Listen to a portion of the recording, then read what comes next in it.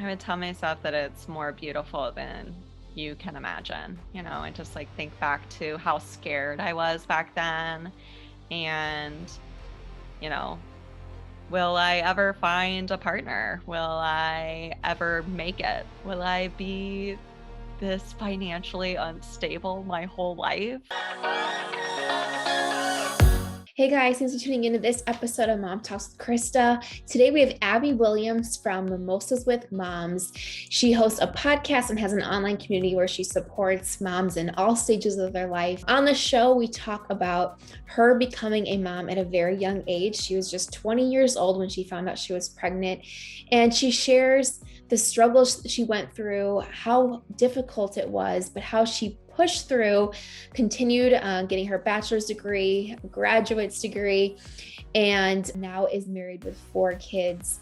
And it's just amazing to hear her story of how she pushed through despite, what everyone said outside of her and people that she had talked to about it. So without further ado, here is Abbey Williams. Thanks for tuning in to this episode of Mom Talks with Christa. I'm so excited. Today we have Abbey Williams from Mimosas with Moms, and we're going to talk all kinds of different topics today. So just to get started, thanks for coming here, Abbey. And can you just tell us a little bit about you and what you do? First of all, I just want to apologize to everybody watching for my beautiful background today. I'm hiding in my bedroom away from my husband.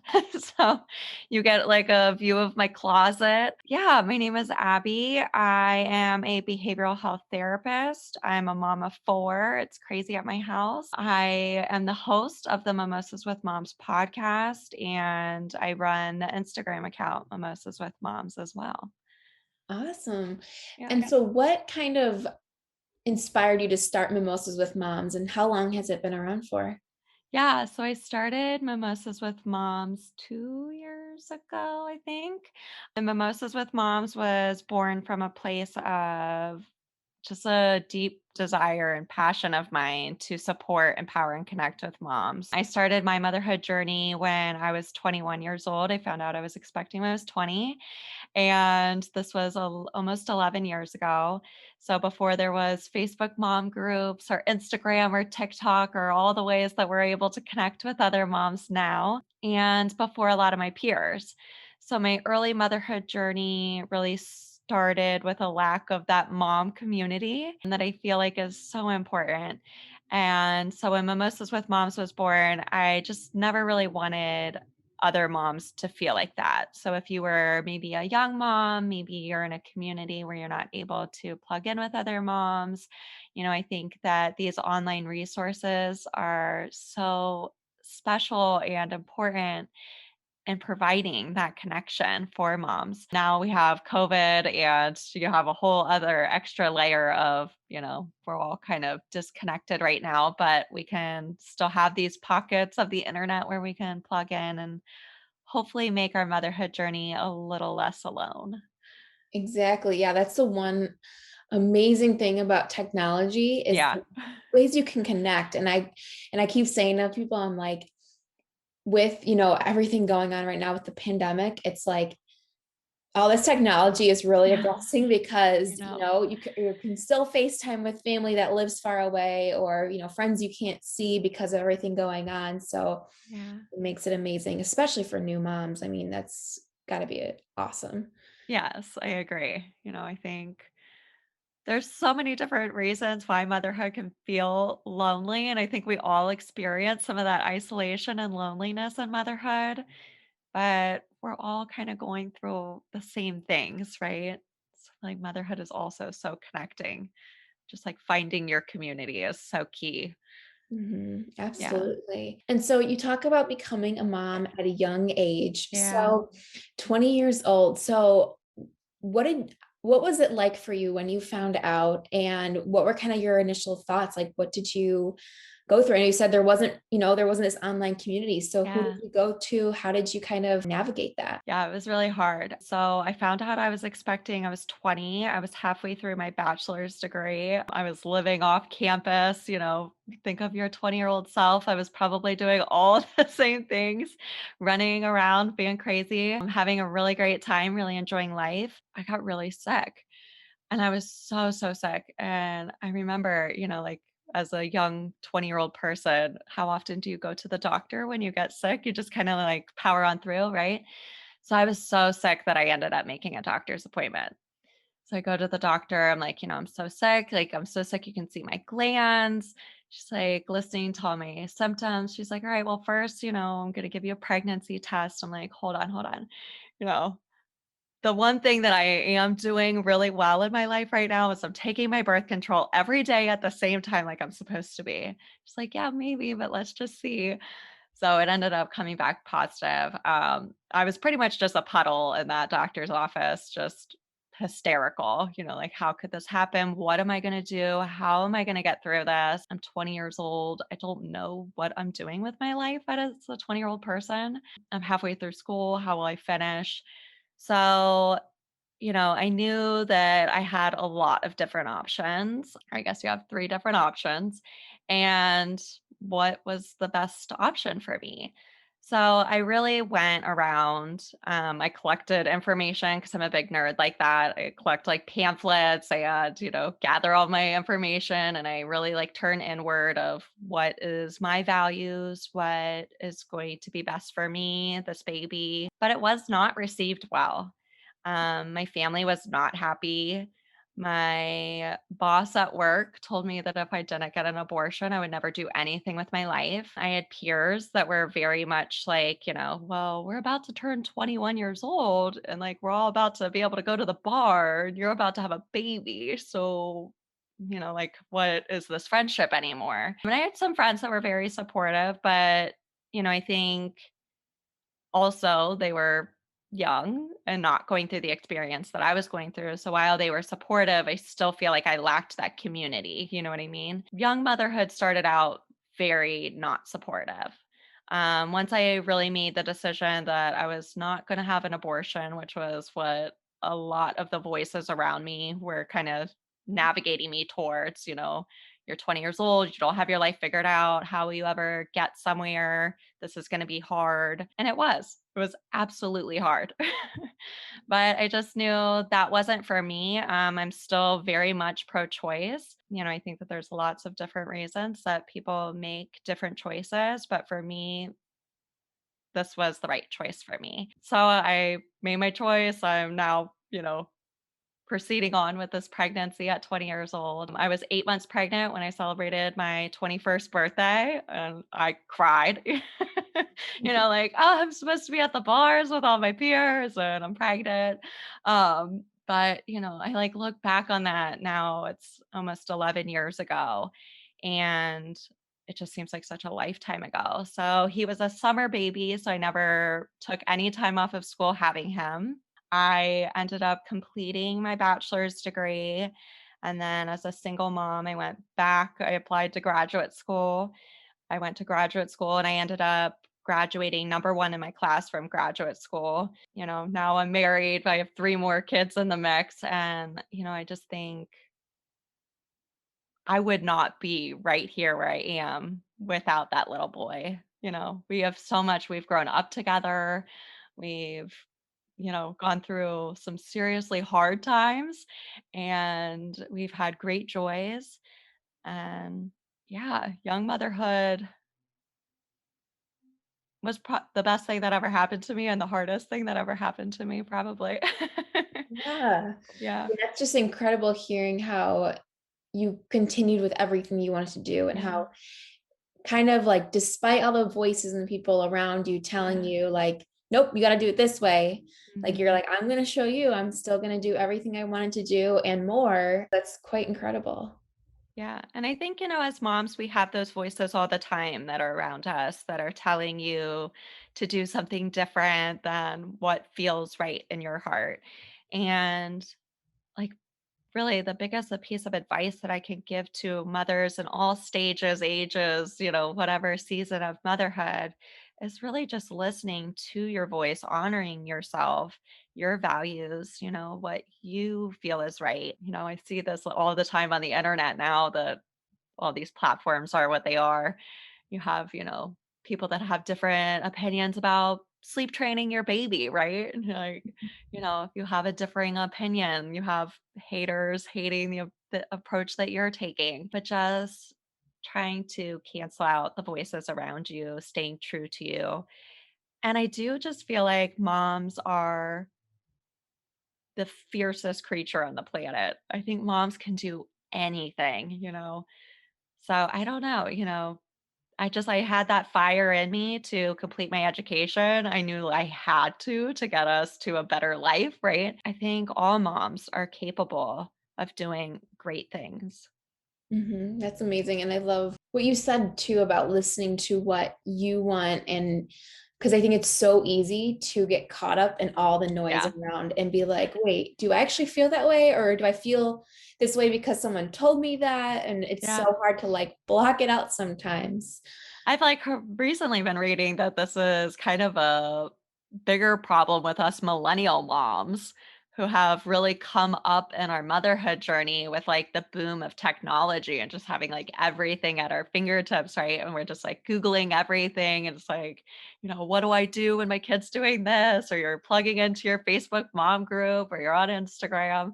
And, like while all these things are so great, we're also kinda not listening to our voice because we're just constantly, like, seeking out all these other opinions or, different ways of doing it. So, it's interesting how, like, it's good and bad for us.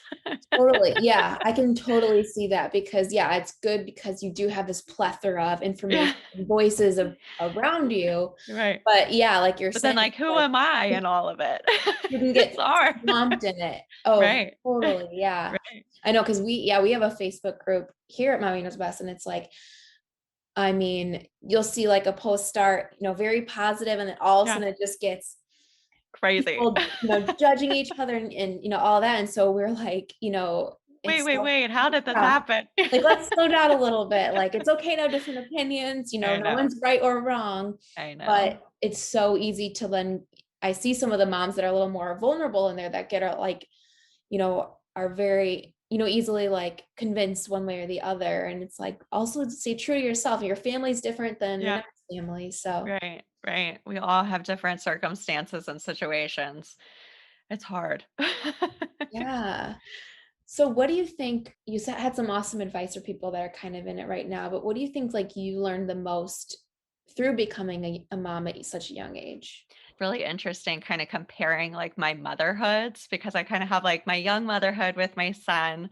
We like grew up together and I was just like surviving, but I really wouldn't say I was like in survival mode. I was enjoying him. We were having a great time. We went through financially really hard times, me trying to figure out how to make it all work. But now, then when he was 6 was when the next baby came. And so I've kind of compared like these two motherhood journeys. They're so different for me, where now I have the next 3 all back to back. And now I kind of can relate to like the survival mode that moms like speak of, right? I feel like I'm there.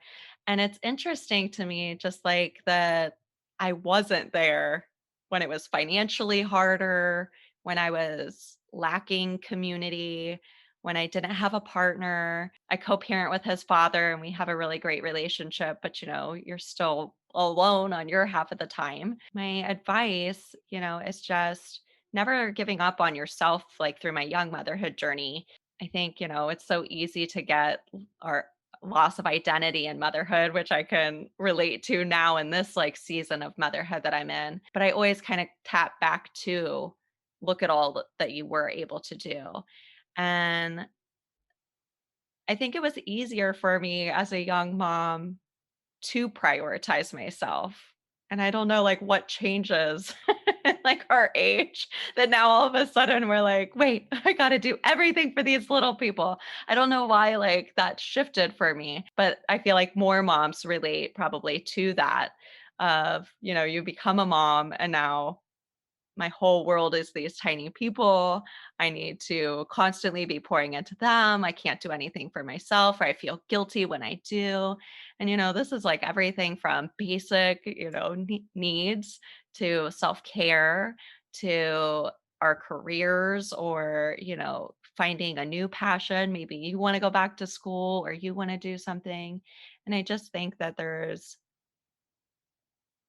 there's so much in honoring ourself that then pours into our little people, so really taking care of you and knowing that you can do it. Moms are fierce.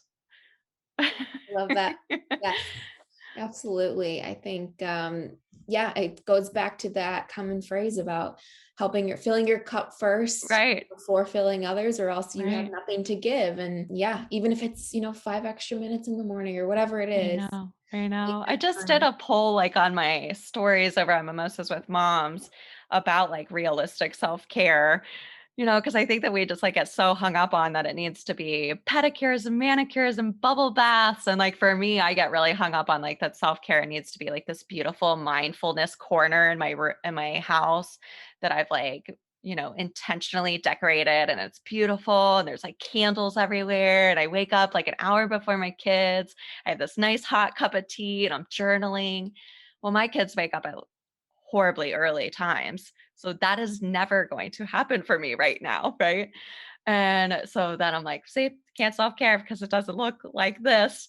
And so I kind of pitched this to my followers a couple days ago, and I was like, that I set myself up for this like comparison trap and this like failure thing. And what are some like realistic ways that we can self care? And I kind of gave some of mine, and they all came with theirs. But sometimes it's just like sitting in the driveway in your car with like your music up or listening to a podcast or an audiobook or whatever you get into, and just like I'm just hiding in my car right now away from the tiny people. I just need 30 minutes, however you're getting your time in. It is. It's hard though. Yeah, it almost makes you think of like when someone sets like a huge goal, like I want to run a marathon, but they keep pushing it off because they're like, well, I don't have time to run it today. But it's like just start little by little. If it's just, Right. a couple minutes, yeah, sit in your Right. car, listen to a song you like. Right. Right. It could Just be, yeah, little it's things. different for I know. everyone. We do get so hung up on these things though. And it makes you lose you. You gotta find little nuggets for yourself throughout the day. Yeah. And so you also mentioned co-parenting with your Yeah. son's father and having like a great relationship there. So, what are your tips for people? Because I see a lot of questions in our group too about people going through, either problems with co-parenting Yeah. or kind of figuring out a new normal, especially if it's a new relationship, that way. So, what are your tips for co-parenting? Our relationship is different. We get along, we celebrate things together. We go to the pumpkin patch every year together. We celebrate birthdays every year together.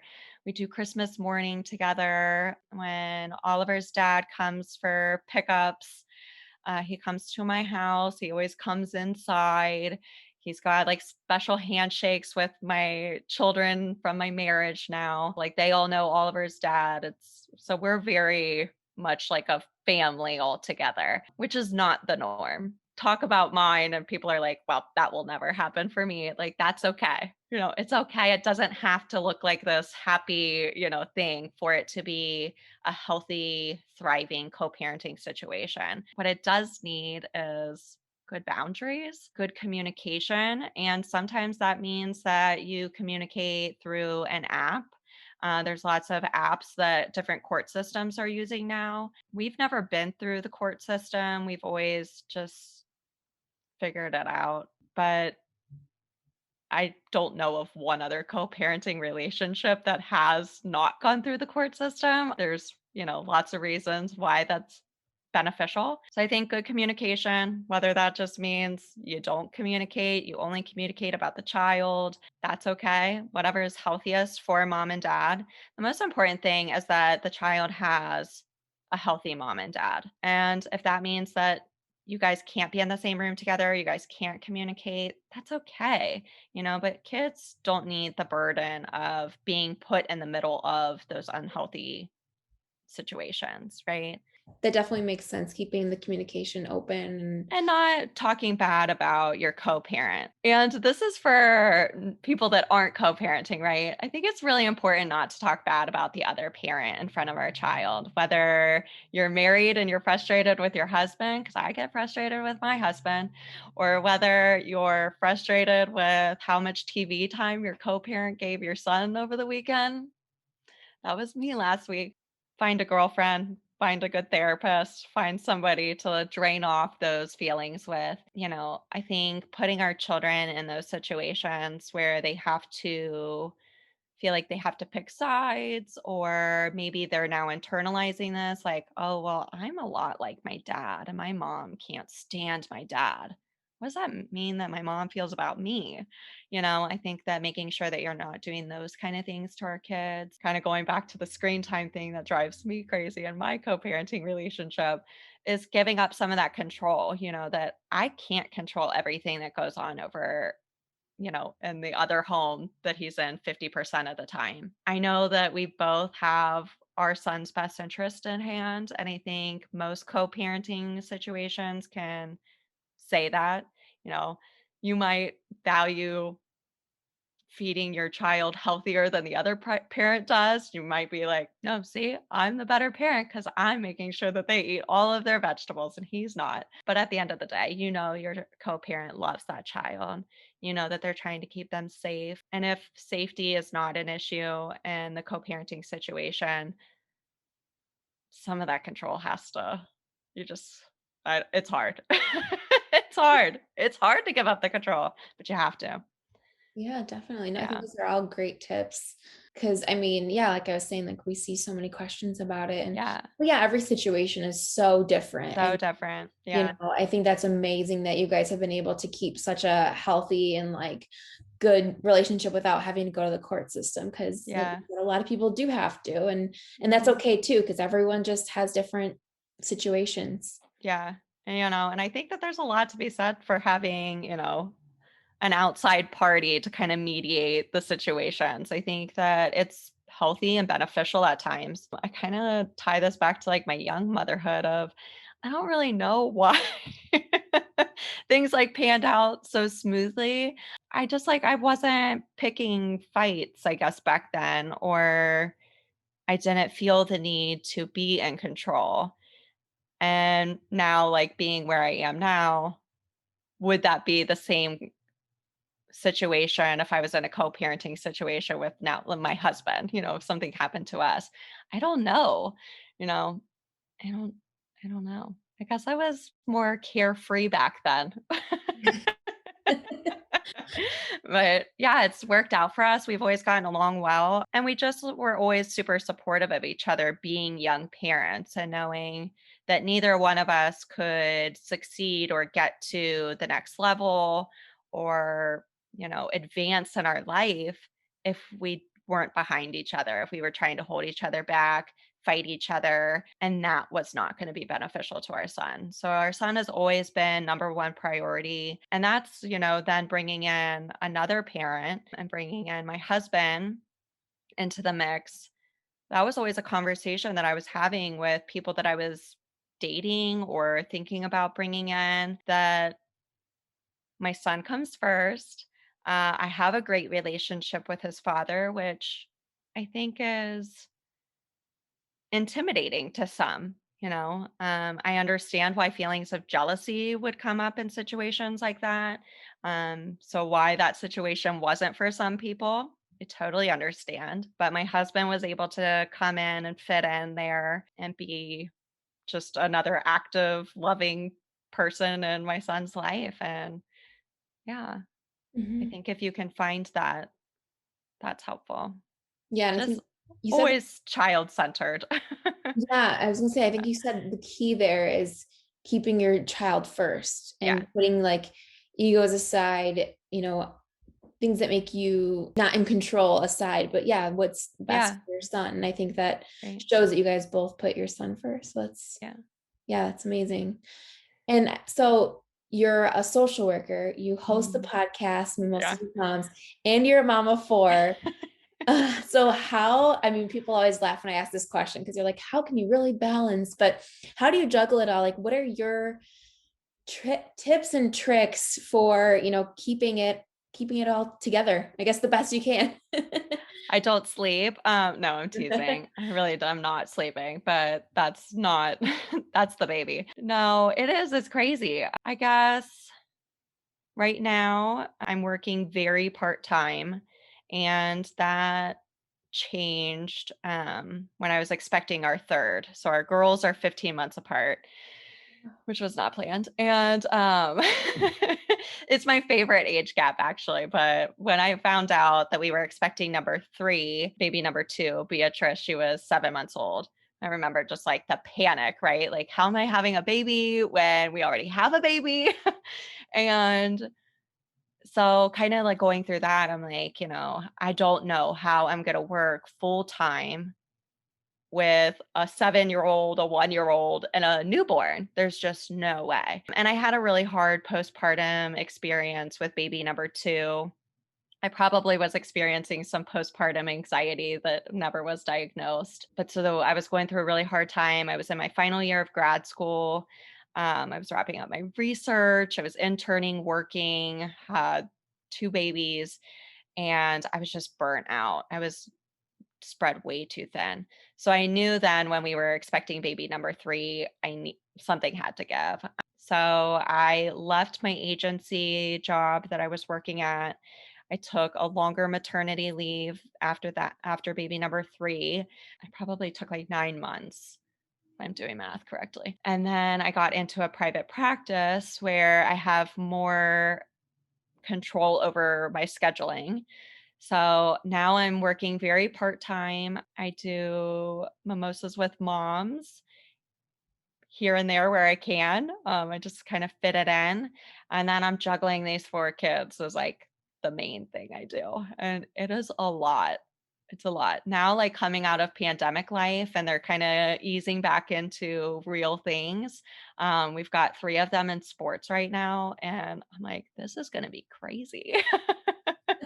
This is Probably going to like be a a lot. shock after like not doing anything for like a It's gonna year. be a Like, lot. Yeah, it's gonna be yeah. a lot. And, like, as they, like, get older and are all in things, I'm like, "I don't know how we're all gonna do this." But, I think because we don't really have a whole lot of outside supports, we don't have my husband's parents are not local. My family we're estranged from, so we don't really have the grandparent supports or the support system that I feel like would make this a lot easier. But what we do have is each other. And I think being able to lean into each other, have a relationship that I can feel very open and honest and great communication with. Here's where I'm struggling. Here's where I need somebody to pick up the slack. How full is your bucket today? Because my bucket is empty. How can I get some pebbles in my bucket? I think is really important. So, like kind of going back to that poll that I put up in my stories about self care and, I think is so key and not getting hung up on the comparison trap of, well, see, my neighbor next door has a mom that's really involved and helps her with her kids all the time. So, like, I might as well just sit down and have a pity party for myself because I don't have that. No. No, I'm not going to get wrapped up in that comparison trap. I'm going to keep like moving it forward and finding the supports where I can. I can't have my beautiful mindfulness quarter that it would be so magical for me in my mind. No, I'm going to find the pockets of my life where I can self care and where I can fill my bucket. That's how I manage. That's how I juggle is just being very intentional with myself of, you know, making sure I eat Mhm. because it's really easy to forget to feed yourself. Making sure I'm drinking my water, making sure I get a break in the day. I use nap times as a break where I put stuff away and I'm not working. I'm just recharging. I ask for help when I need it. And none of these things are perfect.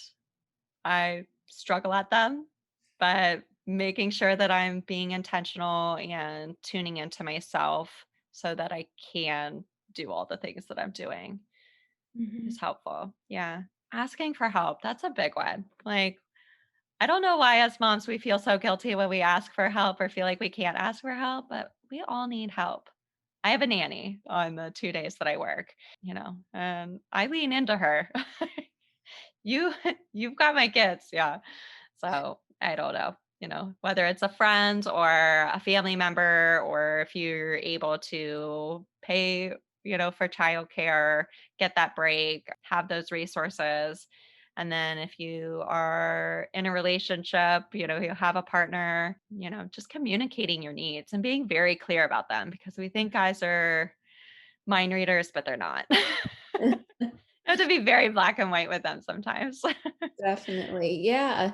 No, I think, yeah, asking for help is a huge thing. I think, yeah, those are all really great tips because Yeah. I think, and you're right too. I think it's so easy to play the comparison game and Yeah. get on Instagram and see like, oh my gosh, this mom has it all together. Why can't I get it together? And it's just, again, everyone's situation is different. And Yeah. you have to kind of look at your situation and say, what do I need here right now? Yeah. And then nobody has it all together. Like I said, like all of my things are always a work in progress. Exactly. I know. I'm like, Nobody. people are just showing a little segment of what's Yeah. online. Yeah, Yeah. that's not the real life all the time. No. Like I'm doing like Instagram posts in the carpool line while I'm dropping toddlers off, and I'm editing podcast episodes, after I put kids to bed. Yeah. It's just like wherever I can fit things in. And I suck at asking for help. I burn myself out, it's definitely a work in progress. And I love like the accounts, like the parenting accounts that are becoming real big and popular on Instagram, that are giving us so much like insight and resources and evidence based, practical tips to be using with your toddlers and how to tame the toddler tantrums. But my favorite ones are always the ones that are like, hey, I'm right there in the middle of it with you. I don't have it figured out either. My toddlers are having tantrums.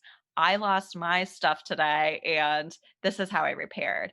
Because like Mhm. I think all of us are in it, whether it's your favorite parenting coach or, whoever you're following that is, you're idolizing or you're looking at and you're like, oh, how come they are doing this all so great? I'm like, I promise you, nobody is doing it all great all the time. Nobody. Exactly. It's very online is curated. I always say no Yeah. matter like if it's good or bad, it's curated Yeah. online. Yeah. People know what they're posting. So take it with a grain of salt. Right. Yeah, Right. definitely. Awesome.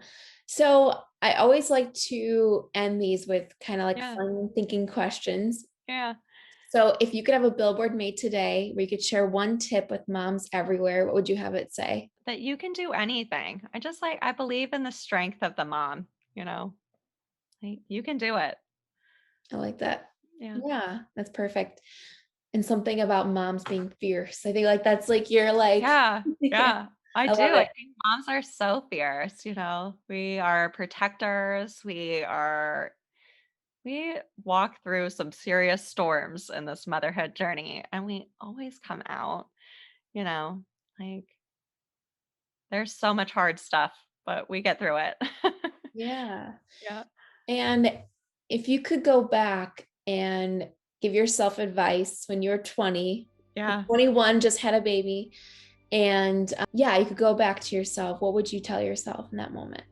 I would tell myself that it's more beautiful than you can imagine, and just like think back to how scared I was back then. And, you know, will I ever find a partner? Will I ever make it? Will I be this financially unstable my whole life? And now just like looking at my life and this beautiful man that I'm married to and three more beautiful children, and how amazing that little boy is that I had at 21 years old. He is the kindest, sweetest soul I've ever met in my whole life. And you did that, you did that. And it was really hard, and your life is beautiful. Like, just, you got this. You can do it. Yeah, I wish I could go back and give her confidence to get through it. Yeah, I love that. Yeah. I think that's awesome. Cause yeah, it's always I feel like going back and like seeing that like how yeah, how we would give ourselves advice different times. But You know. yeah, so anyone listening and kind of in a similar situation or knows someone, I think that's good to hear in that Yeah. situation. So again, where can everyone find you, find your show, and what kind Yeah. of things you offer that people can Yeah. find? So you can find the Mimosas with Moms podcast wherever you're listening to this podcast. And I'm on Instagram is where I'm the most active. I always have polls and different conversations going on over there. My whole thing is just to be as supportive and connecting and empowering of all moms. So you can find me there at Mimosas with Moms. I'm also on Facebook, but I pretty much just link everything from Instagram over to Facebook. I'm not really over there. But yeah, those are my three places you can find me. And I'm working on a membership community and how to support moms a little bit more and a little more intimately, a little bit more, I don't know. Yeah, just I want to give more. And I don't really know what that looks like right now, but I'm working on it. So stay tuned for that. Make sure that you're following me along on Instagram because I'm sure I'll be telling people about it there. And yeah, Awesome. Well, thank you so much for coming on. It was so nice meeting you. I know I've seen your page and followed your page for a while. So yeah, it was so great to meet you face to face and talk about everything. And thanks for being so vulnerable and open. yeah. Thank you for having me. Hey guys, if you found this or any episode of Mom Talks with Christa helpful, please like, comment, subscribe, and of course, share it with your friends. We release new videos every single Wednesday, and our new podcast is out every single Thursday. So lots of different ways you can catch us. And of course, if you're not following us on our socials, go ahead and follow us there. We've got tons of new content for you every single day. And finally, if you're watching this and doubting yourself, you're doing a great job. So thanks so much for watching, and I'll see you next week.